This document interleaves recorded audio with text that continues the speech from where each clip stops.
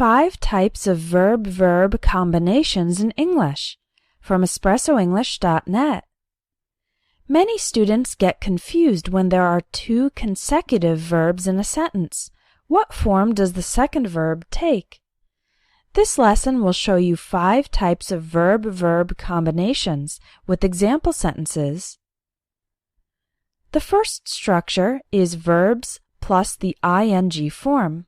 For example, I avoid eating after 10 p.m.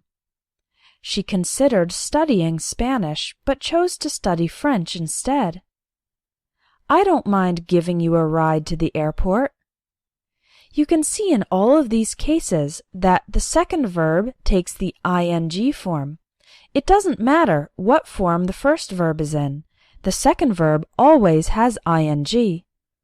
Here are some more examples. We look forward to hearing from you. After look forward to, we always use the ing form. He regrets losing his temper at the meeting. I recommend visiting Central Park.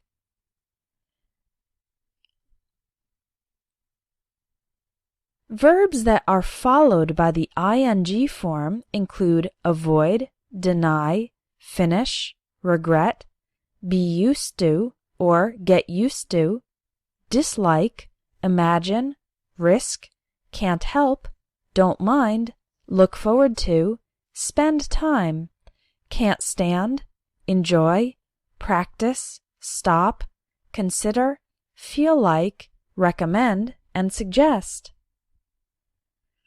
Now let's look at verbs that are followed by the infinitive, by to plus the verb. For example, he agreed to help me with my homework. The first verb is agreed, and the second verb has to, agreed to help me. We decided to buy a new car. Don't say we decided buy a new car. You need to have to. We decided to buy a new car. I hope to speak English fluently someday. After hope, use to. I hope to speak. You need to do more exercise. They promised to call me back. Bob refused to cooperate with the police. All of these verbs are followed by to when we have another verb after it. Other verbs that take this structure include agree, attempt, claim, decide, deserve, expect, fail, hesitate, hope, learn, manage, need, offer, plan, prepare, pretend, promise, refuse, seem, tend, threaten, try, want, and would like. Some people ask me how you know whether a verb is followed by the ing form or the infinitive, the to form. The answer is that there's really no way to know just by looking at the verb. Unfortunately, you just need to remember each one on an individual basis. The next structure is verbs that are followed by an object and then the to form. For example, I don't allow my kids to watch violent movies. We have the verb allow, and then we have the direct object, my kids, and then we have the to form of the next verb. I don't allow my kids to watch violent movies. Here's another one. The defect caused the machinery to malfunction. The verb is caused, the object is the machinery, and then the next verb takes the to form, to malfunction. This is also the case with the verb convince. My friend convinced me to get a tattoo. He reminded her to take out the trash in the morning. The boss requires all employees to arrive on time. Jennifer told us to bring a jacket. All of these are examples of verbs that are followed by an object, and then the next verb has to.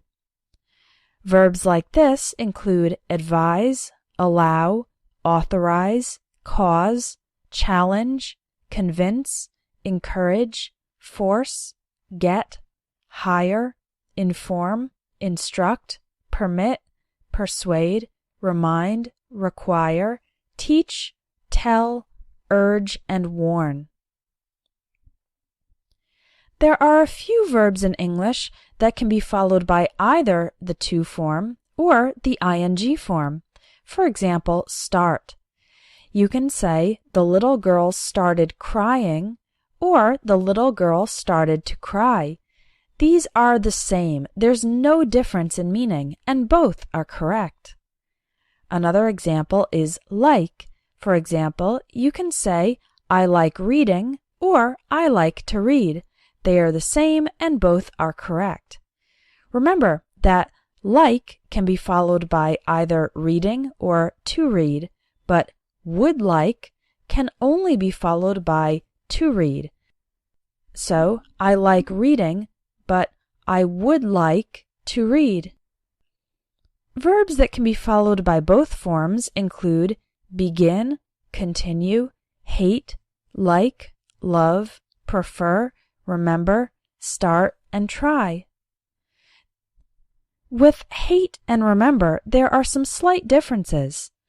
Use remember plus the to form to remind someone to do something, and use remember plus ing to describe a memory.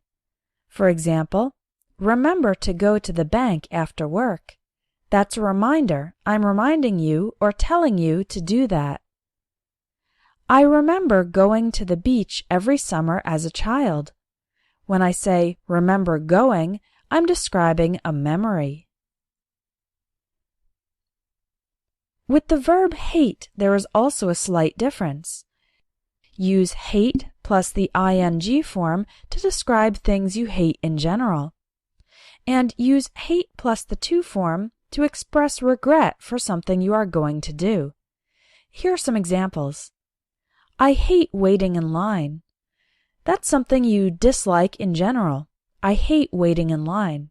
We use the ing form for things we hate in general. I hate to ask you for money yet again, but could you lend me $10? We say I hate to ask to express regret for something we are going to do. The final structure is verbs plus an object plus the base form of the next verb. For example, the teacher doesn't let us use cell phones during class. We have the verb let, the object us, and then the base form use. Let us use cell phones. Don't say let us to use. It's not correct to use to in this case. Another example is make someone do something. For example, I made my son clean his room.